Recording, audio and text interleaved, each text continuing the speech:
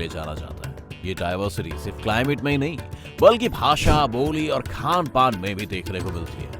ये तो हम सब जानते ही हैं कि भारत राज्यों का संघ है। हर राज्य अपने अपने में अलग विशेषता को संजोए हुए है। लेकिन क्या कभी आपका ध्यान हमारे देश के अलग अलग राज्यों के नामों पर गया है?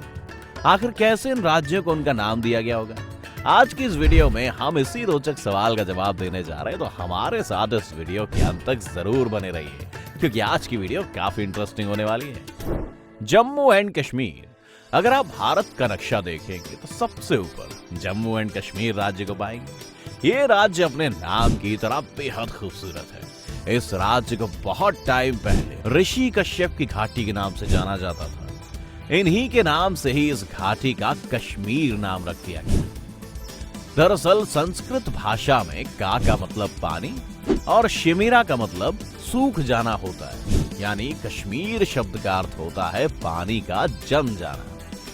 हम सब ये तो जानते ही हैं कि ठंड की वजह से कश्मीर में साल के आधे से ज्यादा समय पानी जम जाता है और बर्फ में तब्दील हो जाता है। ये तो थी कश्मीर के नाम के पीछे की वजह। और अगर जम्मू की बात करें तो ये नाम जम्मू पर राज करने वाले शासक जम्बूलोचन के नाम पर रखा गया है। हिमाचल प्रदेश। अगर हिमाचल के नाम के पीछे की कहानी जाननी हो दोस्तों, तो वो बहुत ही सरल है। बर्फीले पहाड़ों का घर माने जाने वाले हिमाचल प्रदेश में अगर हिम शब्द पर गौर करें तो इसका मतलब होता है बर्फ, और विशाल पर्वत यानी आंचल, तो हिमाचल यानी ऐसी जगह जिसे बर्फ का पर्वत कहा जाए। पंजाब। और हम सब ये तो जानते ही हैं कि पंजाब को 5 नदियों की भूमि के रूप में जाना जाता है, क्योंकि यहाँ 5 नदियां बहती हैं। अगर पंजाब शब्द की बात करें तो पंजाब को एक इंडो ईरानियन शब्द है। पंज का मतलब 5 होता है और आप का मतलब होता है पानी। इसी से मिलकर एक वर्ड बना है पंजाब, यानी 5 नदियों वाला राज्य। हरियाणा। अगर पंजाब के पास स्थित हरियाणा राज्य की बात करें तो यह राज्य हरि और आना शब्द को जोड़कर बनाया गया है। दरअसल हरि यानी विष्णु और आना शब्द का अर्थ तो हम सब जानते ही हैं। कुल में कहें तो हरियाणा का अर्थ होता है कि हरि को बुलाना। और हम ये तो जानते ही हैं कि धार्मिक ग्रंथों के मुताबिक हरियाणा के कुरुक्षेत्र में महाभारत का युद्ध चला था। श्री कृष्ण यहाँ आए थे। उत्तर प्रदेश। हरियाणा से अब चलते हैं एक ऐसे राज्य की ओर जिसका नाम सबसे ज्यादा जनसंख्या वाले राज्य की लिस्ट में सबसे ऊपर आता है। हम बात कर रहे हैं उत्तर प्रदेश की, क्योंकि ये राज्य उत्तर दिशा में स्थित है, इसलिए इस राज्य का नाम उत्तर प्रदेश रखा गया है। उत्तराखंड। अब बारी आती है साल 2000 में उत्तर प्रदेश राज्य से अलग हुए राज्य उत्तराखंड की। इस राज्य को पहले उत्तरांचल नाम से जाना जाता था, जिसका मतलब उत्तरी पहाड़ होता है। इसके बाद इसका नाम बदलकर उत्तराखंड रखा गया, जिसका मतलब किसी भी क्षेत्र का उत्तरी हिस्सा होता है। राजस्थान। ये नाम संस्कृत शब्द राजा से आया हुआ है। वैसे क्या आप जानते हैं कि प्राचीन समय में शहर को राजपूताना नाम से जाना जाता था, यानी राजपूतों का शहर।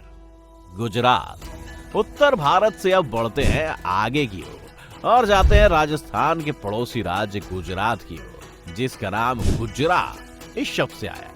दरअसल इस स्थान पर 8वीं शताब्दी तक गुज्जरों का शासन हुआ करता था और इसी वजह से इस भूमि को गुजरात नाम दिया गया है।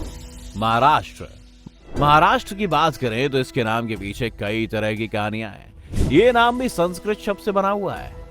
महा का मतलब महान और राष्ट्र का मतलब देश, यानी महान देश। इसके पहले इसे राष्ट्रिका भी कहा जाता था।